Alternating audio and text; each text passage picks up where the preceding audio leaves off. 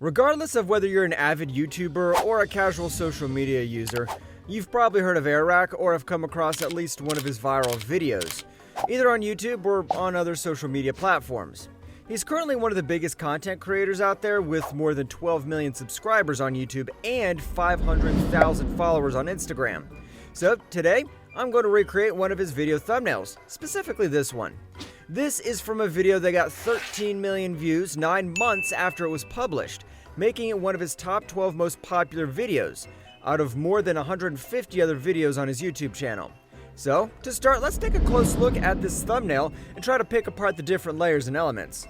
We've got Airrack's face, the ice hole he appears to be submerged in, the red shovel, some snowfall, and a snowy mountain in the background.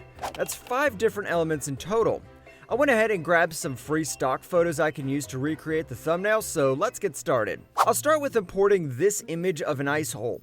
I picked this one in particular because aside from it being quite close to the original thumbnail, the size of the hole compared to the lamps clearly suggests that the hole is big enough for a person to fit through, so it should look pretty realistic when I put the face in there. I don't even have to do anything to manipulate it, just gotta make it bigger. So next, I'll import this picture as a crazed expression matches what I'm looking for.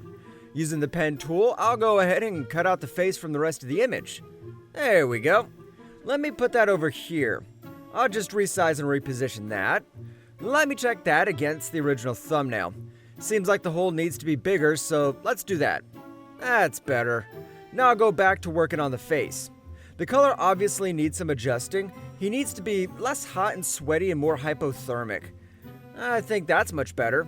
Now I'll warp the face a bit just so it is more closely resembling Airrack's angle. That looks decent. Okay, time to blend the face into the background so he actually looks submerged in the ice hole. I'm just using the magic eraser for this. That looks pretty good. Let's do a quick toggle to check. Okay, that's better. I'll just go ahead and adjust the color a little more because he really needs to look like he's freezing.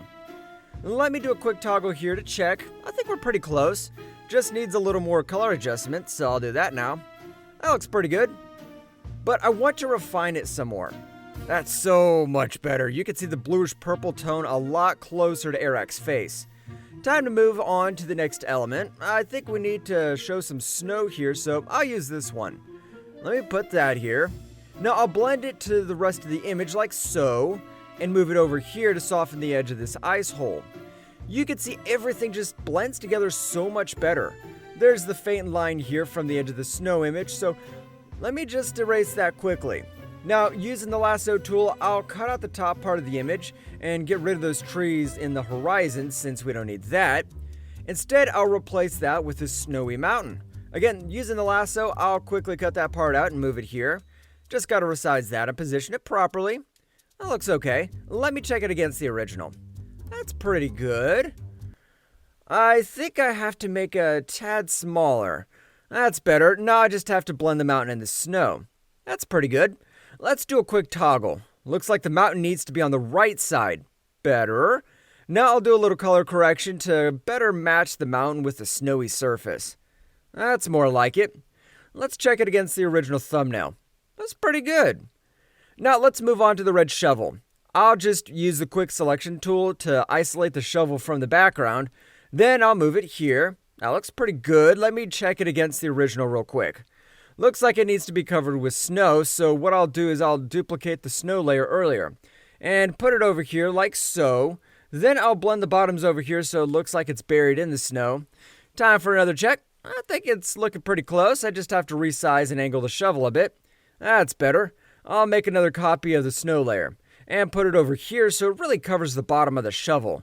There, just gotta blend that like so. I think I need to add a little bit of shadow just to make it more realistic, so I'll use the brush tool. And really lower it to opacity so it's barely there. Let's just blend that a little better. Time for another quick check.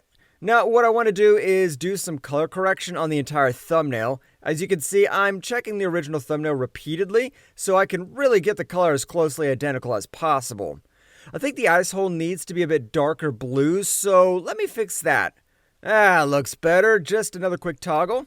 Now I'm going to cheat a little here and use the exact ice hole on the Airrack thumbnail just to really get it right, but really what we have right now is pretty good. So I'll use the lasso tool to cut out this bit of ice surrounding Airrack's face because that's what's missing from our replication. I'll move that over here and try to make it fit. See, that's a lot better. I want to work on this one side at a time since I think the right side has to be darker. So for now, I'll cut out the left side and we'll go back to that later. I'll move this bit closer to the face and blend it. And I'm going to add some shadows to give some depth, like so. And then I'll blend that again and I'll warp it so it looks more natural, like that. Now it's time to work on the other half, so let's bring that back. That's looking good. Again, I just need to blend those corners in, so I'm using the magic eraser to do that. I'm also adding some shadows again for depth.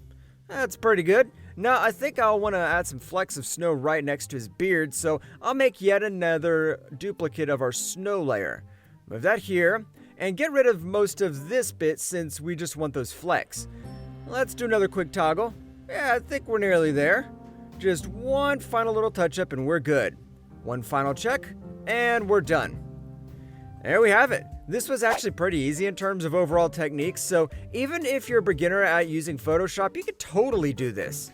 We're fortunate enough to find stock photos that were really close to what was the original Airrack thumbnail, so it was really more of getting the color just right and making sure everything blends together. If you want to see the full unedited tutorial and witness more of the trial and error process I went through to get it perfect, click the link in the description. Otherwise, watch this next video for another thumbnail recreation tutorial.